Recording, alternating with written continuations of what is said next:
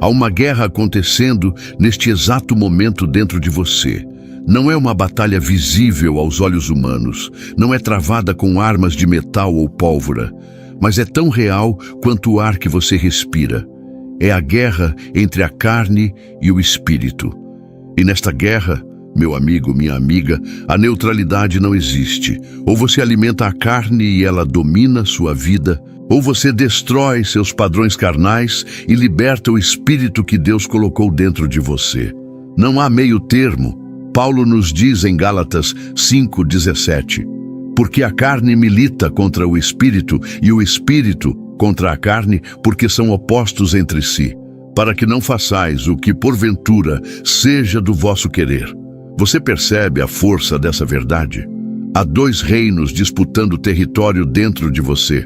E cada dia, cada hora, cada decisão que você toma, você está alimentando um desses reinos. A carne não é apenas o seu corpo físico. A carne é aquela natureza velha, aquele padrão de pensamento que vive independente de Deus, que busca satisfação imediata, que resiste à vontade divina, que escolhe o caminho fácil em vez do caminho certo. A carne é essa voz interior que diz: você merece. Não há problema nisso. Ninguém vai saber. Apenas desta vez. E se você não destruir a carne, ela destruirá seu destino. Mas escute-me bem. Deus não te chamou para viver em derrota.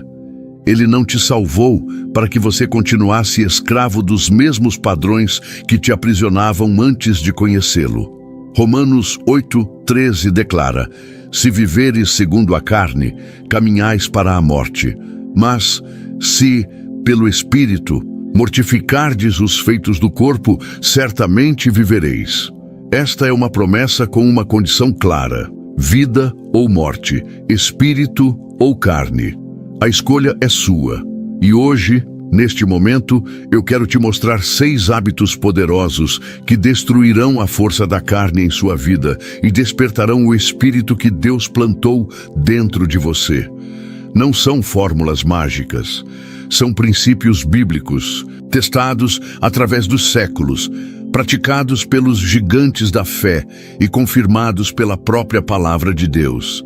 São hábitos que transformarão sua caminhada de uma luta constante para uma vitória sustentada. O primeiro hábito é este: jejum intencional e estratégico. Agora, antes que você pense que jejum é apenas passar fome, deixe-me explicar algo. O jejum não é sobre o que você deixa de comer. É sobre o que você escolhe buscar. É uma declaração espiritual. Quando você jejua, você está dizendo à sua carne: você não me controla. E está dizendo a Deus: eu te priorizo acima de minhas necessidades físicas. Jesus nos deu o padrão. Antes de começar seu ministério público, ele jejuou 40 dias no deserto. E foi ali, no lugar de fraqueza física, que ele demonstrou força espiritual absoluta. Satanás veio com 3 tentações poderosas, todas elas mirando a carne, a fome física, a busca por espetáculo e o desejo de poder.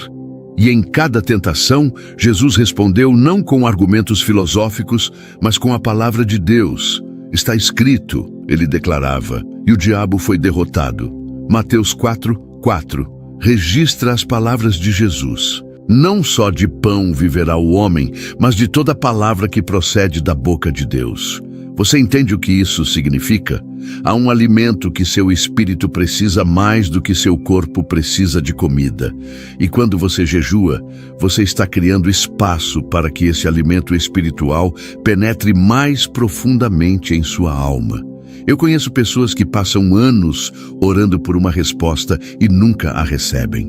Mas quando começam a combinar oração com jejum, as coisas mudam. Por quê?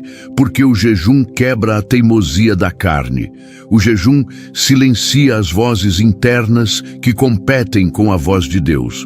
O jejum te coloca em uma posição de dependência total, onde você reconhece que sem ele você não pode fazer nada. Mas deixe-me ser claro, o jejum não manipula a Deus. Deus não é um garçom celestial esperando que você pule uma refeição para então atender seu pedido. Não. O jejum muda você, quebra sua autossuficiência, destrói sua arrogância espiritual, te faz lembrar que você é pó e que é apenas pelo sopro de Deus que você existe. E quando você jejua regularmente, algo extraordinário acontece. Sua sensibilidade espiritual aumenta. Você começa a discernir coisas que antes passavam despercebidas. A voz de Deus se torna mais clara. As tentações perdem força, porque a carne enfraquecida pelo jejum intencional não pode mais gritar tão alto. Olhe para Daniel.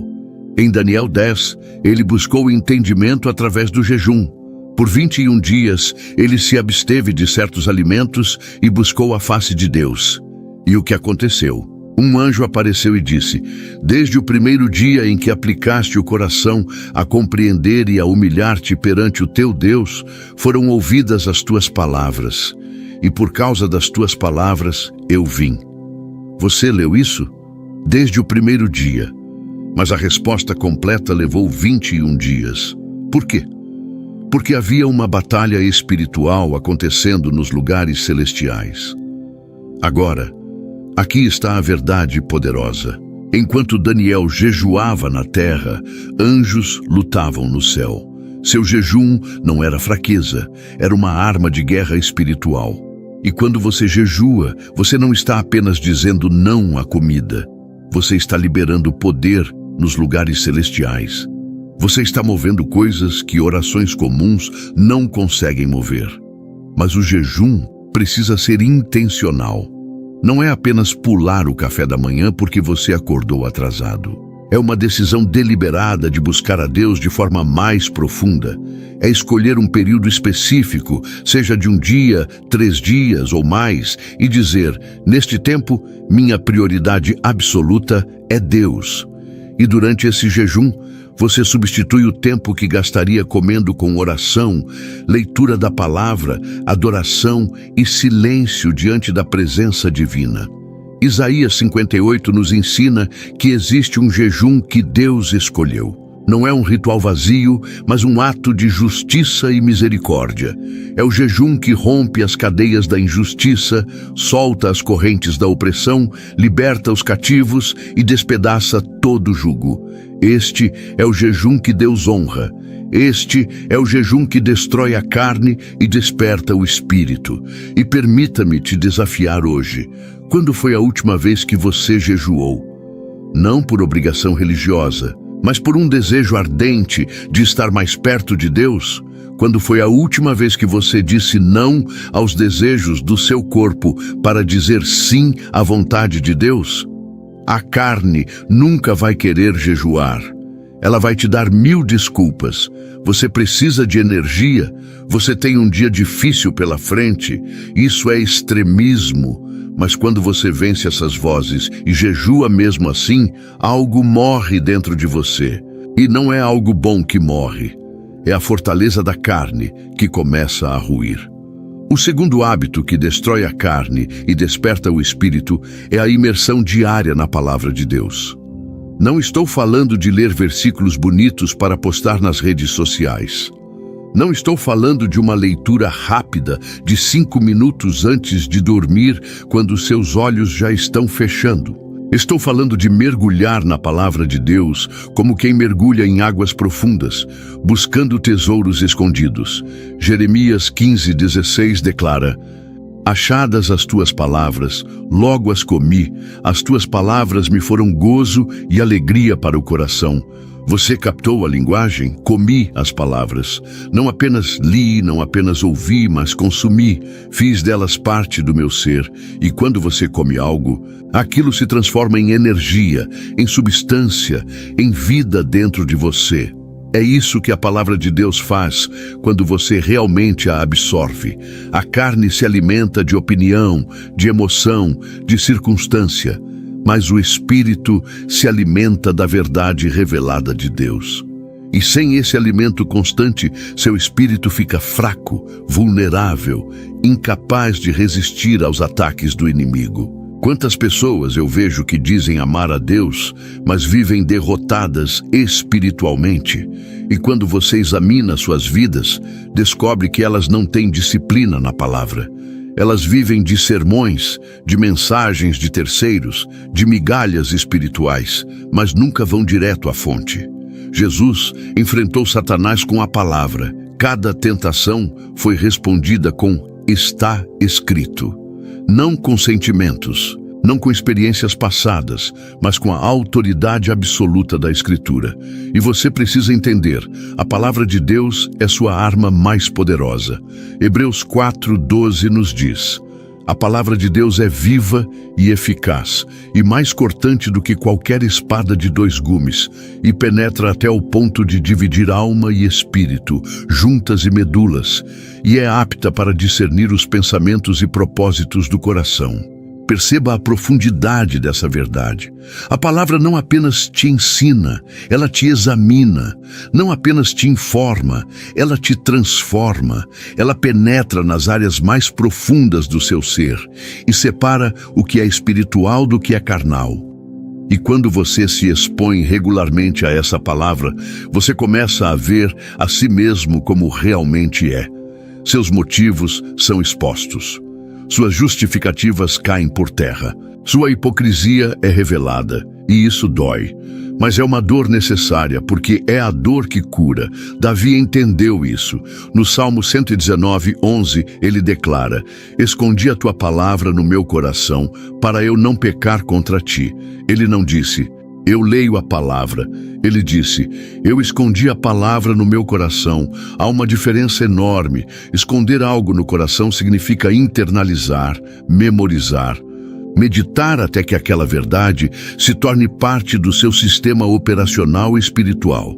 E quando a palavra está escondida no seu coração, algo poderoso acontece. Quando a tentação vem, você não precisa correr para pegar sua Bíblia. A palavra já está lá, pronta para ser ativada. Quando a dúvida a ataca, quando o medo tenta te paralisar, quando a mentira sussurra no seu ouvido, a palavra armazenada em seu coração se levanta como um escudo e declara a verdade. Mas deixe-me te fazer uma pergunta. Quanto tempo você passa nas redes sociais comparado ao tempo que passa na palavra de Deus? Quanto tempo você gasta assistindo séries comparado ao tempo que investe estudando as Escrituras? Não estou dizendo que essas coisas são necessariamente pecado, mas estou te desafiando a examinar suas prioridades, porque aquilo que você alimenta é aquilo que cresce. Se você alimenta sua carne com horas de entretenimento vazio, sua carne vai dominar. Se você alimenta seu espírito com a palavra de Deus, seu espírito vai se fortalecer. E não é apenas sobre quantidade de tempo, é sobre qualidade de imersão. Você pode passar 1 hora lendo a Bíblia de forma mecânica e não absorver nada. Ou você pode passar 15 minutos meditando profundamente em um único versículo e sair transformado.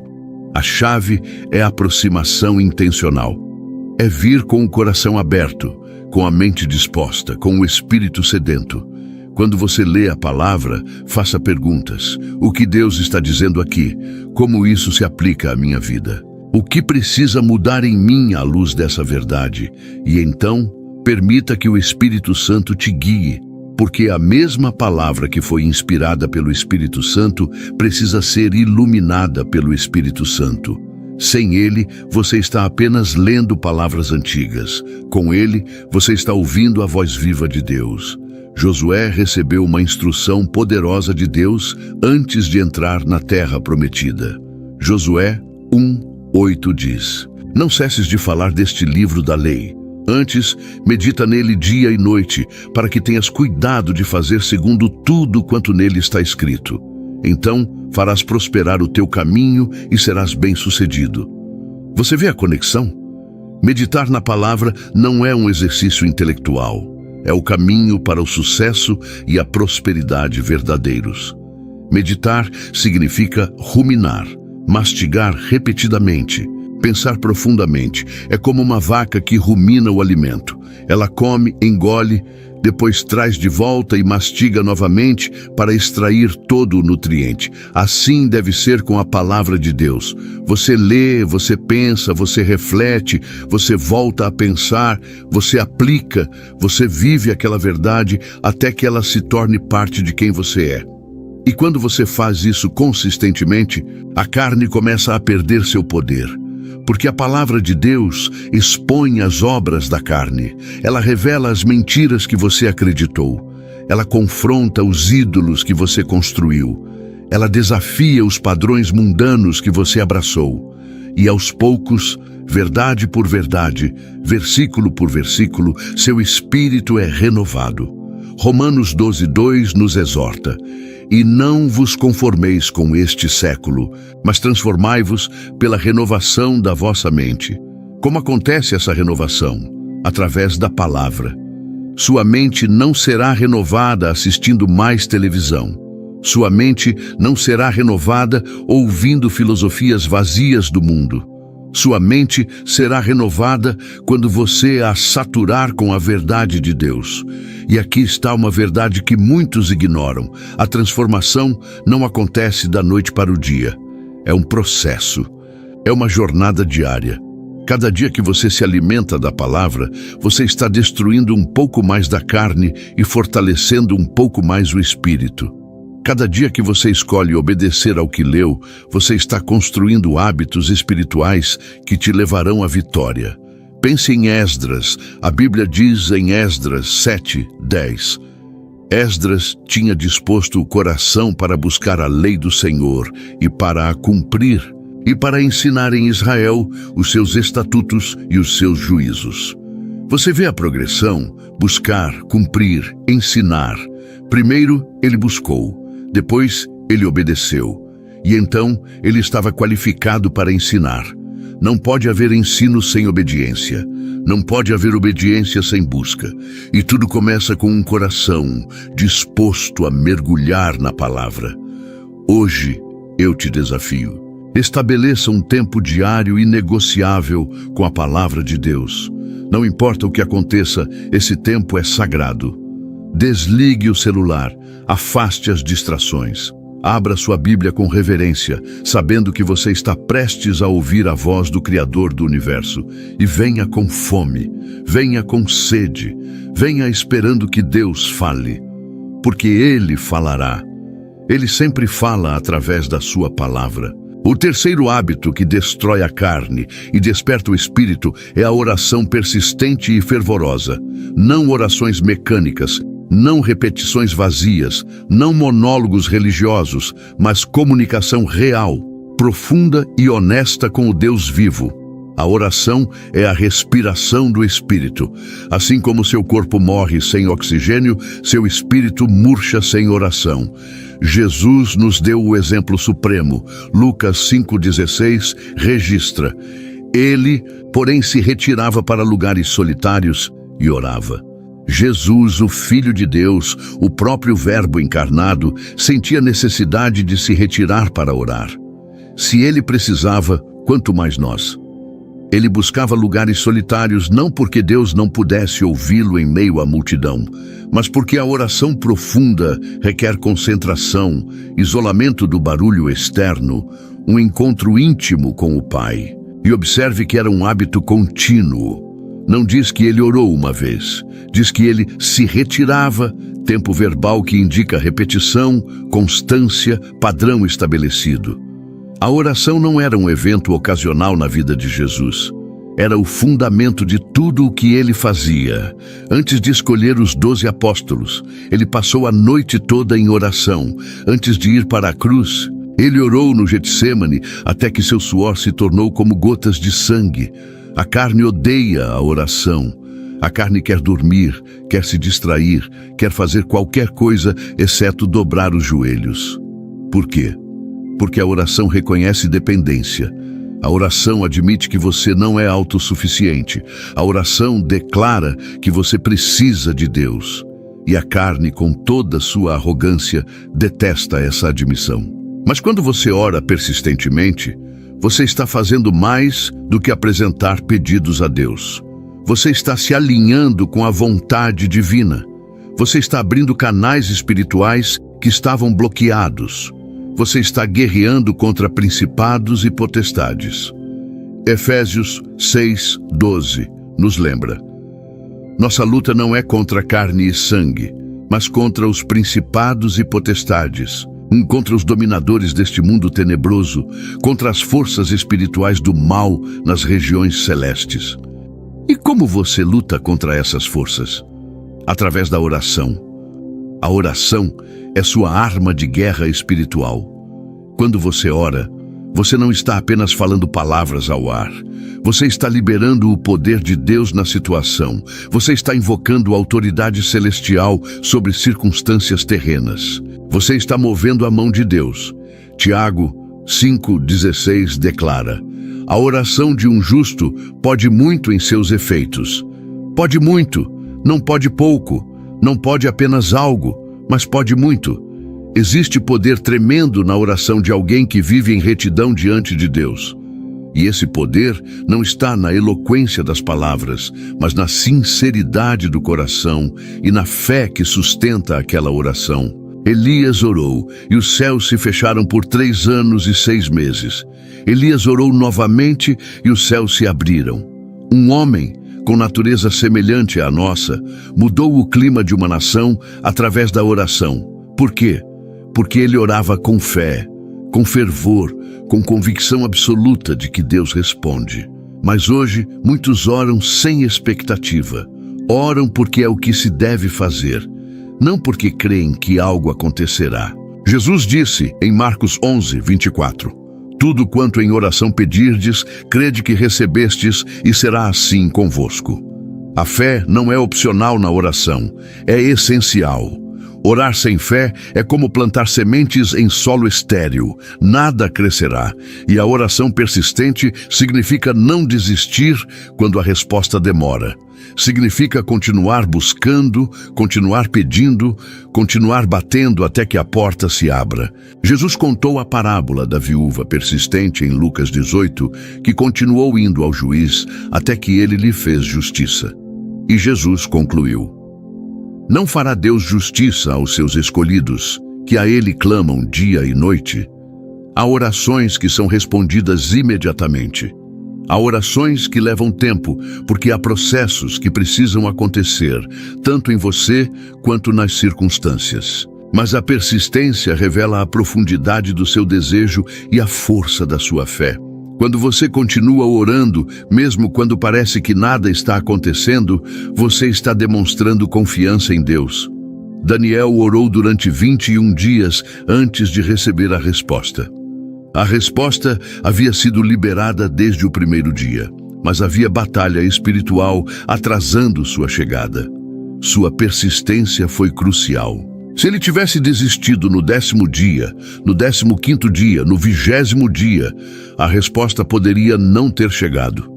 Mas ele perseverou, e o anjo finalmente apareceu com a mensagem. Agora, deixe-me falar sobre oração fervorosa. Fervor não é volume. Fervor não é gritar. Fervor é intensidade de coração, é paixão genuína, é desejo ardente. É quando você ora e cada palavra sai do centro do seu ser, encarregada de emoção e de fé. É quando você chora diante de Deus, quando você geme, quando você intercede com lágrimas. Jesus orou no Getsemane com tal intensidade que seu suor se tornou como gotas de sangue.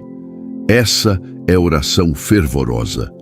Não era uma oração casual, era uma oração de agonia, de entrega, de rendição total. Pai, se possível, passa de mim este cálice. Todavia, não seja como eu quero, mas como tu queres. Veja a honestidade brutal, veja a submissão completa. E é isso que Deus quer de você. Não orações decoradas, não frases bonitas para impressionar quem está ao redor, mas o grito genuíno do seu coração. Deus não se impressiona com religiosidade. Ele se move com sinceridade. Ele responde à fé autêntica, não à performance espiritual. Quando Ana orava por um filho, ela estava tão intensa, tão envolvida na oração, que o sacerdote Eli pensou que ela estava embriagada. Suas palavras borbulhavam do coração. Ela chorava amargamente. E Deus ouviu. Deus respondeu. Ela concebeu Samuel, que se tornaria um dos maiores profetas de Israel. Tudo porque uma mulher orou com fervor. A oração também destrói a carne, porque te mantém humilde. Quando você ora, você está admitindo que não tem todas as respostas. Você está reconhecendo que precisa de sabedoria divina, de direção celestial, de poder sobrenatural. E essa humildade é o oposto da arrogância carnal que diz: eu posso fazer isso sozinho. Filipenses 4, 6, 7 nos instrui: não andeis ansiosos de coisa alguma, em tudo, porém, sejam conhecidas diante de Deus as vossas petições, pela oração e pela súplica com ações de graças, e a paz de Deus, que excede todo o entendimento, guardará o vosso coração e a vossa mente em Cristo Jesus. Você vê a promessa? Quando você ora com ação de graças, a paz de Deus guarda seu coração e sua mente. A ansiedade é um sintoma de uma vida carnal, de uma vida que tenta controlar tudo, de uma vida que confia em seus próprios recursos. Mas a oração te liberta da ansiedade, porque transfere o peso das suas costas para os ombros de Deus. Você não precisa carregar o que nunca foi projetado para carregar. Você pode lançar sobre ele toda a sua ansiedade, porque ele tem cuidado de você. E quando você estabelece o hábito de oração persistente e fervorosa, seu espírito se fortalece de formas que você nem imagina. Você começa a perceber a presença de Deus mais claramente. Você começa a discernir sua voz com mais precisão. Você começa a se mover em sintonia com seus propósitos. Porque quanto mais tempo você passa com alguém, mais você se torna como essa pessoa. E quanto mais tempo você passa com Deus em oração, mais você reflete seu caráter. Hoje, estabeleça tempos de oração inegociáveis. Não apenas orações rápidas, antes das refeições ou antes de dormir, mas momentos onde você se retira, onde você se concentra, onde você busca a face de Deus com todo o seu ser. Comece com 15 minutos se precisar, mas seja consistente. E deixe esses 15 minutos crescerem à medida que seu apetite por Deus aumenta. O quarto hábito que destrói a carne e desperta o espírito é a adoração genuína e sacrificial. Não estou falando de cantar músicas na igreja. Não estou falando de levantar as mãos porque todo mundo está levantando. Estou falando de uma vida de adoração, onde cada ato, cada palavra, cada pensamento é oferecido a Deus como um sacrifício vivo e agradável. Romanos 12:1 nos convoca: rogo-vos, pois, irmãos, pelas misericórdias de Deus, que apresenteis o vosso corpo por sacrifício vivo, santo e agradável a Deus, que é o vosso culto racional. O seu corpo inteiro, não apenas sua voz no domingo, sua vida inteira, não apenas uma hora por semana. Isso é adoração verdadeira. A carne adora a si mesma, a carne busca glória própria, reconhecimento humano, satisfação pessoal. Mas o espírito adora a Deus. E quando você desenvolve o hábito da adoração genuína, você está constantemente redirecionando seu foco de si mesmo para Deus. Você está declarando: não se trata de mim, trata-se de ti. Jesus disse à mulher samaritana em João 4, 23, 24: a hora vem e já chegou em que os verdadeiros adoradores adorarão o Pai em espírito e em verdade. Porque são estes que o Pai procura para seus adoradores. Deus é espírito, e importa que os seus adoradores o adorem em espírito e em verdade. Adoração em espírito significa adoração que vem do lugar mais profundo do seu ser, não de rituais externos. Adoração em verdade significa adoração que é genuína, não fingida, não hipócrita. E o Pai está procurando adoradores assim. Não está procurando pessoas que apenas cumprem obrigações religiosas. Está procurando corações que se derramam diante dele em rendição total. Está procurando vidas que refletem sua glória, não por performance, mas por transformação interior. Quando você adora genuinamente, algo poderoso acontece no reino espiritual. As cadeias caem, as prisões se abrem. Paulo e Silas estavam presos em Filipos, com os pés no tronco, as costas sangrando dos açoites. Meia-noite, escuridão, dor física intensa. E o que fizeram? Atos 16:25 diz: pela meia-noite, Paulo e Silas oravam e cantavam louvores a Deus, e os demais companheiros de prisão escutavam. Eles adoraram no meio da dor. Eles adoraram quando não fazia sentido adorar. Eles adoraram porque a adoração não depende de circunstâncias. Depende de um coração que escolhe glorificar a Deus, independentemente do que está acontecendo. E o que aconteceu? Um terremoto sacudiu a prisão, as correntes se soltaram, as portas se abriram. A adoração sacrificial liberou poder sobrenatural. Adoração sacrificial significa adorar quando é difícil. Significa louvar quando você quer chorar. Significa declarar a bondade de Deus quando tudo ao seu redor parece estar desmoronando. É fácil adorar quando tudo está bem. Qualquer um pode fazer isso. Mas adorar na adversidade, isso é a adoração que toca o coração de Deus. Jó perdeu tudo. Seus filhos, suas riquezas, sua saúde. Ele sentou-se sobre cinzas, raspando suas feridas com um caco de telha. E o que ele fez? Jó 1:20-21 registra. Então, Jó se levantou, rasgou o seu manto, rapou a cabeça e lançou-se em terra, e adorou, e disse: nu saí do ventre de minha mãe, e nu voltarei. O Senhor o deu, e o Senhor o tomou. Bendito seja o nome do Senhor. Que adoração, que rendição, que fé. E a Bíblia acrescenta: em tudo isto Jó não pecou nem atribuiu a Deus falta alguma. Diz: a adoração de Jó no meio da tragédia foi uma declaração de confiança absoluta na soberania de Deus. Ele não entendeu por que aquilo estava acontecendo, mas escolheu adorar mesmo assim. E essa adoração protegeu seu coração da amargura, do ressentimento, da rebelião contra Deus. Quando você adora regularmente, você está treinando seu coração a responder corretamente às provações. Você está construindo uma fortaleza espiritual que não será abalada quando as tempestades vierem.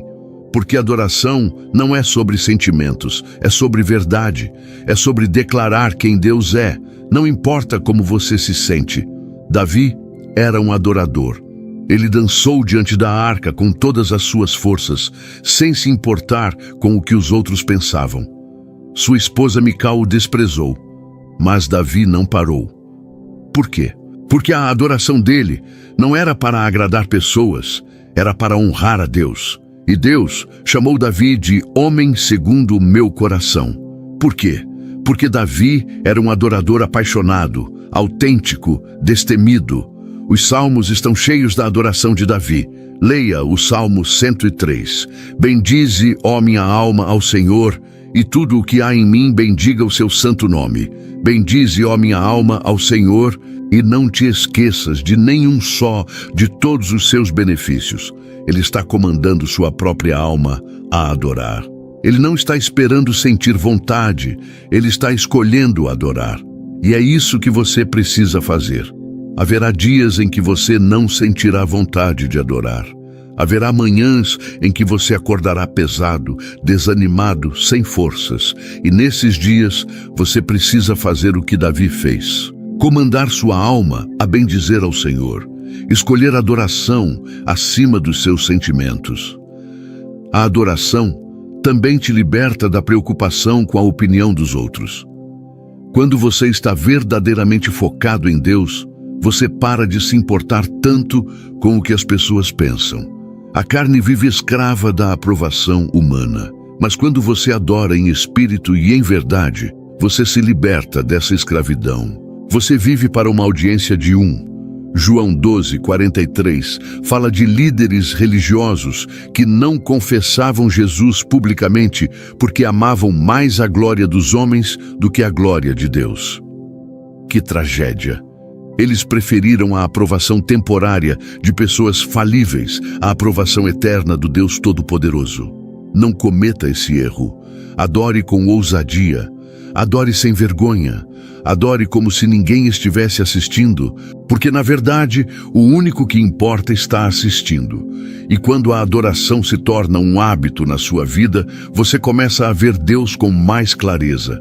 Isaías teve uma visão de Deus no templo. Ele viu o Senhor assentado sobre um alto e sublime trono. Ele ouviu os serafins clamarem: Santo, Santo, Santo é o Senhor dos exércitos. E nessa atmosfera de adoração celestial, Isaías viu a si mesmo com clareza.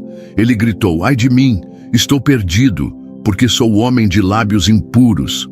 A adoração genuína te leva a dois lugares simultaneamente. Te eleva à presença de Deus e te humilha diante da sua santidade. Você vê quem Ele é e você vê quem você é. E essa revelação dupla é transformadora. Você não pode entrar na presença de Deus em adoração verdadeira e sair a mesma pessoa. Hoje, estabeleça momentos de adoração pura. Coloque uma música de adoração e simplesmente fique na presença de Deus. Não peça nada, não reclame de nada, apenas adore. Declare seus atributos, exalte seu nome, agradeça por sua fidelidade e observe como seu espírito se fortalece enquanto sua carne se enfraquece. Porque adoração mata o ego, adoração destrói o orgulho, adoração silencia a voz da carne que grita por atenção. E no lugar dessa carne morta, algo lindo floresce, um espírito renovado, revitalizado, reacendido pela glória de Deus. O quinto hábito que destrói a carne e desperta o espírito é a comunhão intencional com outros crentes. A carne te isola. A carne te faz acreditar que você não precisa de ninguém, que você pode caminhar sozinho, que a igreja é opcional. Mas o Espírito sabe que Deus nos criou para a comunidade, para relacionamentos genuínos, para carregar os fardos uns dos outros. Hebreus 10, 24-25 é claro. Consideremo-nos também uns aos outros, para nos estimularmos ao amor e às boas obras. Não deixemos de congregar-nos, como é costume de alguns. Antes, façamos admonições e tanto mais quanto vedes que o dia se aproxima. Não é uma sugestão, é uma ordem. Não deixemos de congregar. Por quê? Porque você precisa da comunidade de fé tanto quanto precisa de ar para respirar. A mentalidade individualista de nossa cultura infectou a igreja. Muitos creem que podem ser cristãos solitários, que podem assistir sermões online e nunca se conectar com um corpo local de crentes. Mas isso não é o modelo bíblico. Deus nos colocou em um corpo.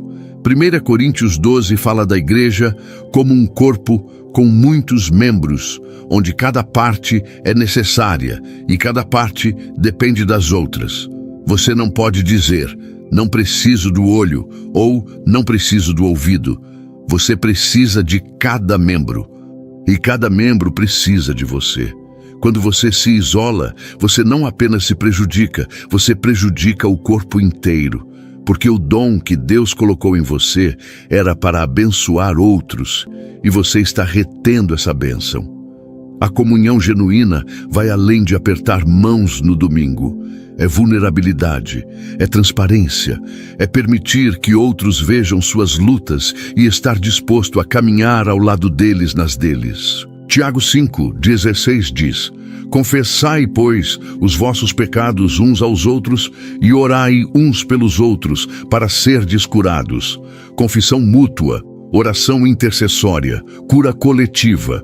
Mas a carne tem medo de vulnerabilidade. A carne quer manter a fachada, quer parecer forte, quer esconder as rachaduras. E por causa disso, muitos vivem vidas duplas. Na igreja, são sorridentes e espirituais. Em casa, estão desmoronando. Ninguém sabe da luta, ninguém conhece a dor. E nesse isolamento, o inimigo ataca sem misericórdia. Jesus enviou os discípulos de 2 em 2, não 1 a 1, de 2 em 2. Por quê? Porque há força na companhia. Eclesiastes 4, 9 e 10 declara: melhor é serem 2 do que 1, porque tem melhor paga do seu trabalho. Porque se caírem, um levanta o companheiro. Ai, porém, do que estiver só, pois caindo não haverá quem o levante. Quando você caminha com outros crentes, há quem te levante quando você cai. E você vai cair. Todos nós caímos. Não se trata de se, mas de quando. E quando você cai, ter uma comunidade de fé ao seu redor é a diferença entre levantar rapidamente e permanecer no chão derrotado. A comunhão te oferece suporte, encorajamento, correção amorosa e responsabilidade. Responsabilidade é algo que a carne detesta, mas o espírito necessita. Quando você tem pessoas em sua vida que podem te fazer perguntas difíceis, que podem te chamar quando você está saindo do caminho, que podem te confrontar com amor, você tem um escudo contra o engano, porque a carne é mestra em autojustificação. Mas é difícil se enganar quando você tem amigos espirituais que falam a verdade em amor. Provérbios 27, 17 diz: como o ferro afia o ferro, assim o homem afia o rosto do seu amigo. Você precisa de pessoas que te afiem, que te desafiem a crescer, que não aceitem mediocridade espiritual em sua vida. Amigos que te bajulam e te dizem o que você quer ouvir não são verdadeiros amigos, são aduladores. Verdadeiros amigos te amam o suficiente para falar a verdade, mesmo quando dói. Quando Paulo foi a Jerusalém pela primeira vez após sua conversão, os discípulos tinham medo dele. Eles lembravam do perseguidor violento que ele havia sido, mas Barnabé, cujo nome significa filho da consolação, tomou Paulo sob sua asa. Ele o levou aos apóstolos, testemunhou sobre sua transformação e integrou Paulo à comunidade. Sem Barnabé, quem sabe o que teria acontecido com Paulo? Você precisa de um Barnabé, você precisa de alguém que acredite em você quando outros duvidam, que veja o potencial que Deus colocou em você, que te encoraje quando você está desanimado. E você também precisa ser um Barnabé para alguém. A comunhão é uma via de mão dupla. Você recebe e você dá. Mas deixe-me ser honesto, comunhão verdadeira exige sacrifício, exige tempo, exige energia, exige que você saia da sua zona de conforto. A carne quer ficar em casa, quer evitar complicações, quer manter distância, mas o espírito sabe que crescimento acontece em comunidade, não em isolamento. Jesus passou 3 anos com 12 homens. Ele poderia ter feito o ministério sozinho. Ele era Deus encarnado, mas ele escolheu fazer em comunidade. Ele comeu com eles, viajou com eles, ensinou-os, corrigiu-os, amou-os. E foi nessa comunhão intensiva que eles foram transformados de pescadores em pescadores de homens, de coletores de impostos em apóstolos do reino. A comunhão também te protege de heresias e enganos.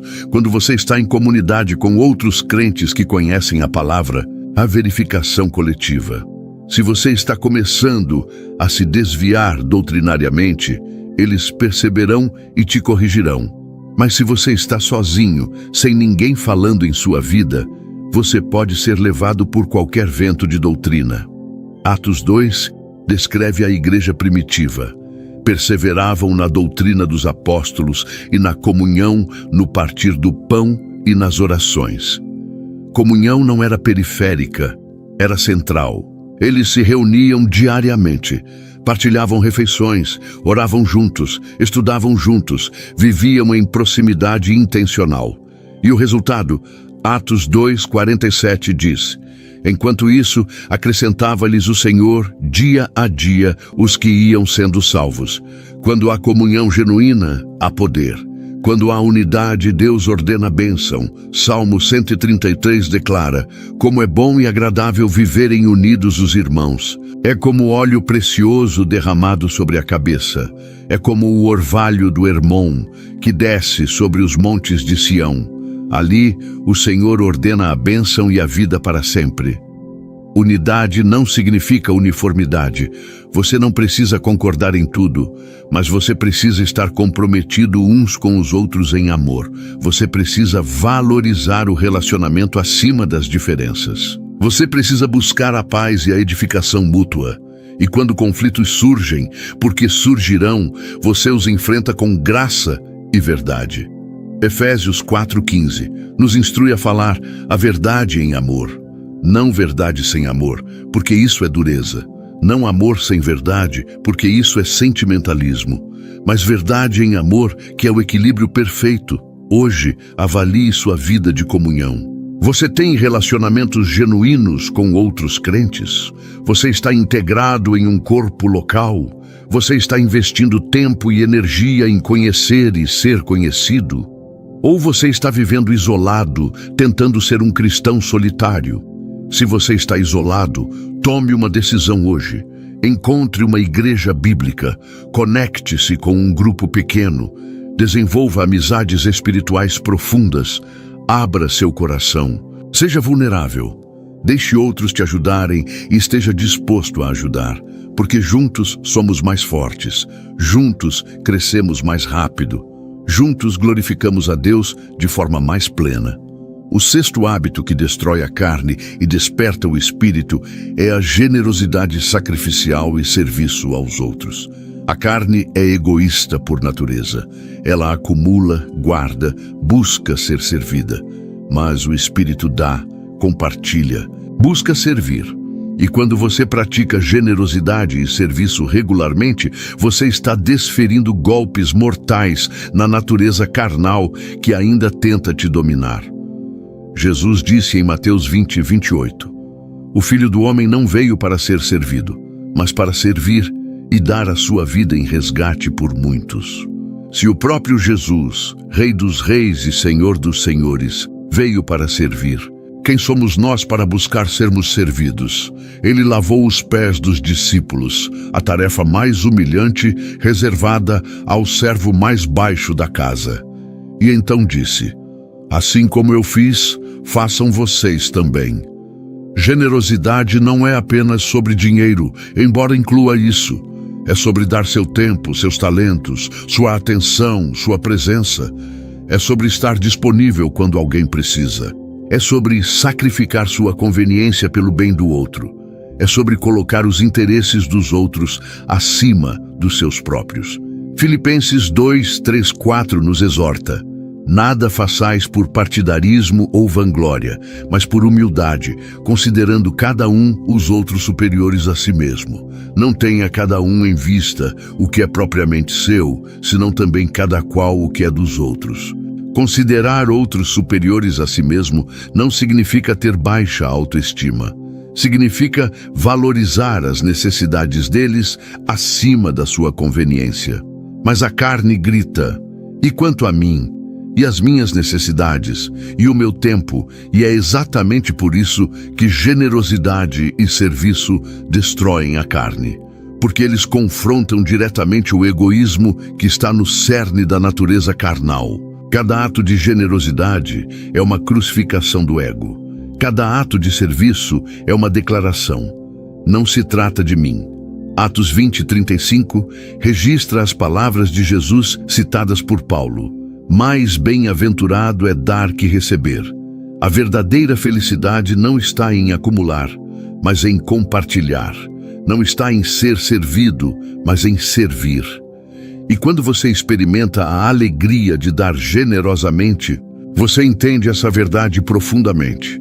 Pense na viúva pobre que Jesus observou no templo. Ela colocou 2 pequenas moedas na oferta. Os ricos colocaram grandes quantias, mas Jesus disse que ela havia dado mais que todos. Por quê? Porque ela deu tudo o que tinha. Ela deu sacrificialmente. Os outros deram da sobra. Ela deu da sua necessidade. E esse ato de generosidade total tocou o coração de Jesus de tal forma que ele o registrou para todas as gerações.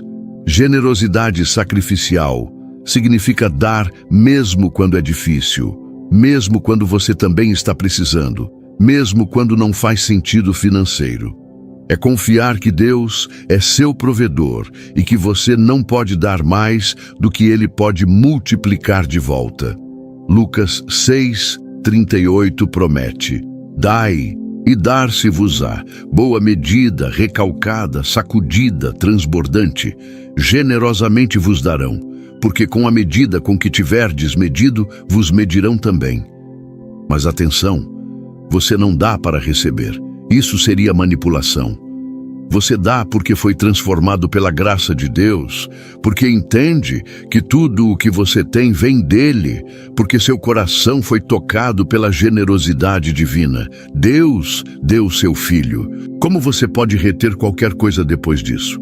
2 Coríntios 8:9 declara: Conheceis a graça de nosso Senhor Jesus Cristo, que sendo rico, se fez pobre por amor de vós, para que pela sua pobreza vos tornasseis ricos. Jesus deixou as riquezas do céu e veio para a pobreza da terra para nos enriquecer espiritualmente. Essa é a máxima generosidade. E nós somos chamados a refletir essa mesma generosidade em nossas vidas. O serviço aos outros também destrói a carne, porque te força a sair do seu mundo e entrar no mundo de outra pessoa. Quando você serve, você vê as necessidades reais. Você testemunha a dor. Você se torna consciente de que não se trata apenas de você e seus problemas. E essa perspectiva ampliada é libertadora. Gálatas 5:13 nos diz: Vós, irmãos, fostes chamados à liberdade, porém não useis da liberdade para dar ocasião à carne. Sede antes servos uns dos outros pelo amor. A verdadeira liberdade não é fazer o que você quer, é ter o poder de fazer o que é certo. E o que é certo é servir uns aos outros em amor. Jesus contou a parábola do bom samaritano. Um homem foi assaltado e deixado meio morto na estrada. Um sacerdote passou, viu e passou de largo. Um levita fez o mesmo, mas um samaritano, alguém desprezado pelos judeus, parou, cuidou do ferido, levou-o a uma hospedaria, pagou pelas despesas e ainda disse ao hospedeiro para cobrar dele qualquer gasto adicional. Esse é serviço sacrificial. E Jesus perguntou: Qual destes três te parece ter sido o próximo do homem que caiu nas mãos dos salteadores? A resposta óbvia: o que usou de misericórdia para com ele. E então Jesus concluiu: Vai e procede tu de igual modo. Não é uma sugestão, é uma ordem. Vai e faze o mesmo. Quantas pessoas estão caídas ao lado do caminho da sua vida? Quantas necessidades você vê, mas ignora, porque é inconveniente, porque vai custar tempo, porque vai custar dinheiro? A carne sempre encontrará desculpas, mas o Espírito ouve o chamado de Deus e responde. E aqui está uma verdade poderosa. Quando você serve os outros, você está servindo a Jesus. Mateus 25:40. Registra as palavras de Jesus. Em verdade vos afirmo que, sempre que o fizestes a um destes meus pequeninos irmãos, a mim o fizestes. Cada copo de água dado em seu nome, cada refeição compartilhada, cada visita ao enfermo, cada palavra de encorajamento ao desencorajado, você está fazendo a Jesus. Isso muda completamente a perspectiva do serviço. Não é apenas ajudar alguém necessitado, é ministrar ao próprio Cristo. Não é obrigação, é privilégio. Não é fardo, é honra. E quando você serve dessa forma, algo acontece em você. Você é transformado. 1 João 3, 17 e 18 questiona: Ora, aquele que possuir recursos deste mundo e vir a seu irmão padecer necessidade e fechar-lhe o seu coração, como pode permanecer nele o amor de Deus? Filhinhos, não amemos de palavra, nem de língua, mas de fato e de verdade. Amor verdadeiro se manifesta em ação. Tiago vai ainda mais longe em Tiago 2, 15 e 17. Se um irmão ou uma irmã estiverem carecidos de roupa e necessitados do alimento cotidiano, e qualquer dentre vós lhes disser: Ide em paz, aquecei-vos e fartai-vos, sem, contudo, lhes dar o necessário para o corpo. Qual é o proveito disso? Assim, também a fé, se não tiver obras, por si só está morta. Fé sem obras é morta. Amor sem ação é vazio. Você pode falar sobre compaixão, mas se você não age com compaixão, suas palavras não significam nada. E generosidade e serviço são as obras que comprovam a autenticidade da sua fé e do seu amor. Hoje, pergunte a Deus: quem posso servir? Com quem posso ser generoso? E então haja. Não espere ter sobra para dar. Dê do que você tem agora. Não espere ter tempo livre. Faça tempo. Porque cada ato de generosidade, cada momento de serviço está matando a carne e fortalecendo o espírito dentro de você. E você descobrirá o que Jesus quis dizer quando disse que é mais bem-aventurado dar que receber. Porque na generosidade você encontra alegria. No serviço, você encontra propósito. E ao morrer para si mesmo, você finalmente descobre o que significa verdadeiramente viver. Agora chegamos ao momento de consolidar tudo o que compartilhamos.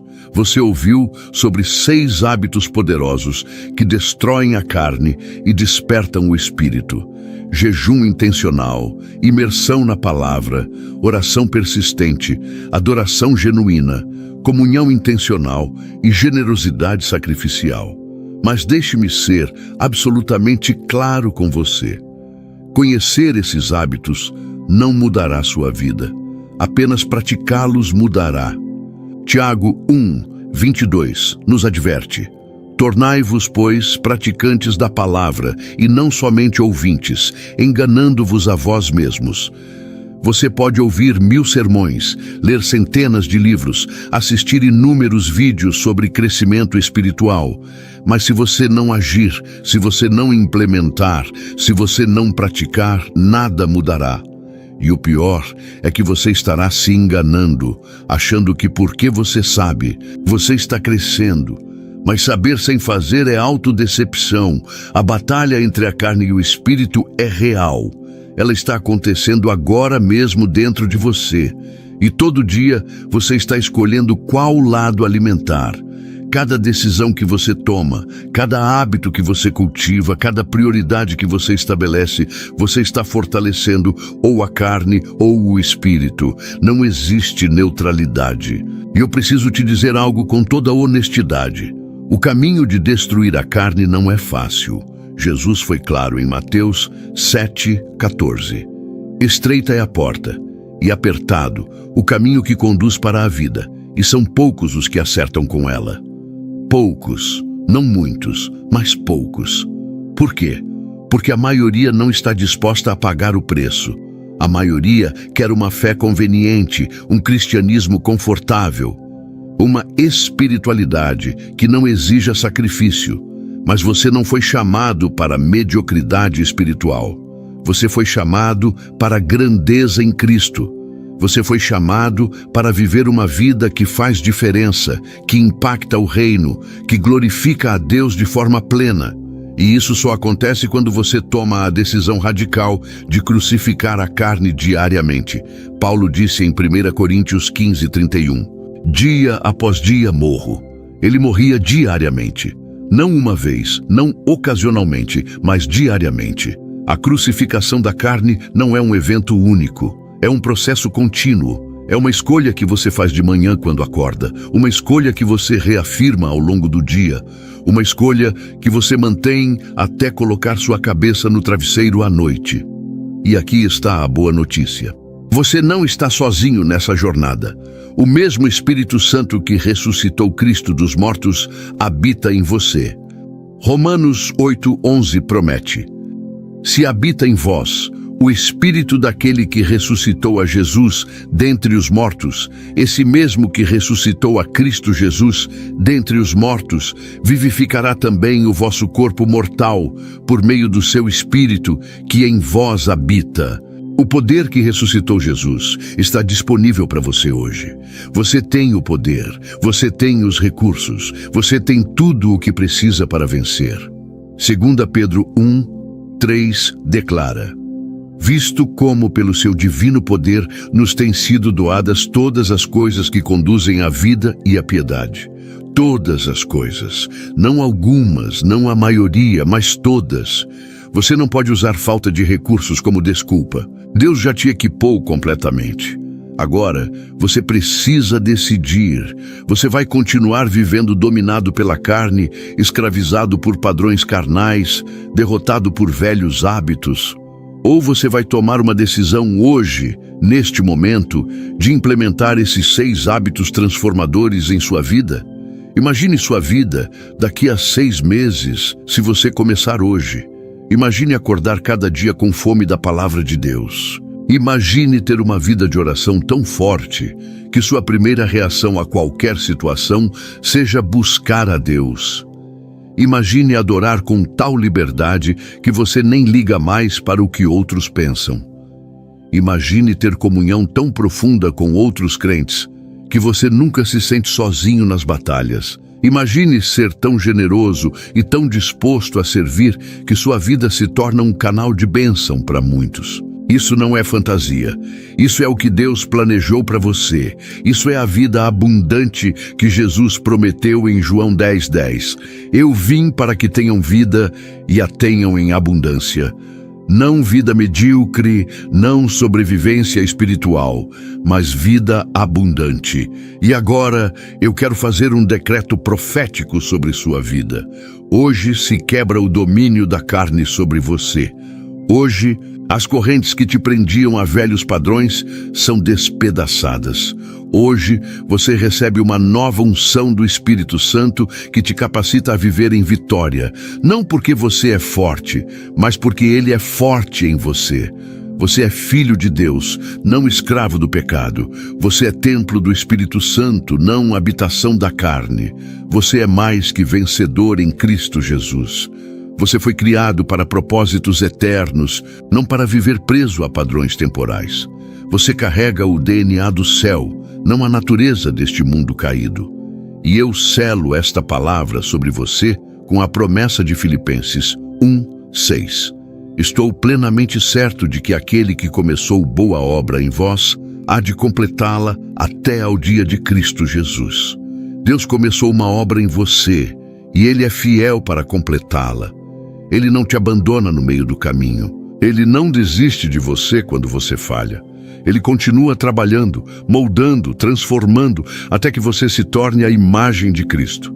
Então, levante-se, sacuda o pó da derrota, deixe o passado onde ele pertence, no passado. Hoje é um novo dia. Hoje é o dia da sua transformação. Comece com um hábito, escolha um dos 6 e comece hoje. Não tente fazer todos de uma vez. Isso só te levará à frustração. Mas escolha um, domine-o, deixe-o se tornar parte natural da sua vida e então adicione o próximo. E lembre-se, cada passo conta. Cada dia que você jejua intencionalmente, você está destruindo a carne. Cada manhã que você se alimenta da palavra, você está fortalecendo o espírito.